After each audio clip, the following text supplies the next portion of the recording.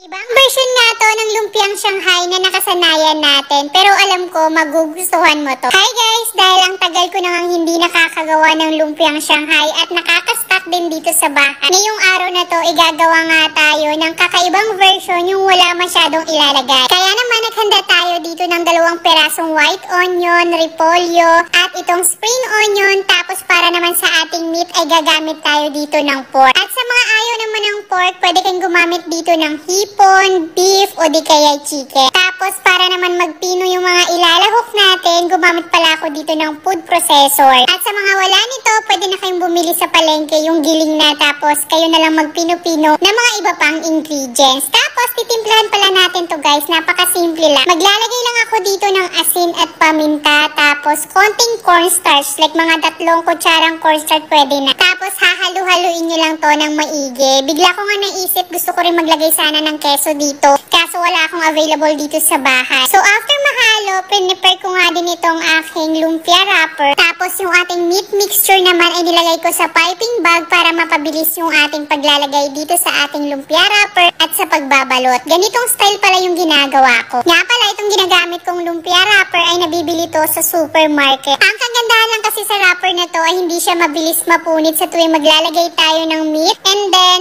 pag niluluto naman siya, crispy talaga yung kinalabasan niya. Nga pala, ang ginamit kong pandikit dyan ay 3 kutsara ng harina, tapos naglagay lang ako ng paunti-unting tubig hanggang sa ito ay lumapot. So ayan, sa halagang 130 pesos na karne, nakagawa nga tayo dito ng malalaki na lumpiang Shanghai na 25 pieces. So tamang-tama lang yung lumpia wrapper na nilabas ko kanina. And after nyan, syempre, pinrito na natin yan kasi ito yung uulamin ni Hana ngayong tanghalian. Kita nyo yan guys, napakaganda ng pagkaprito natin. Maraming salamat!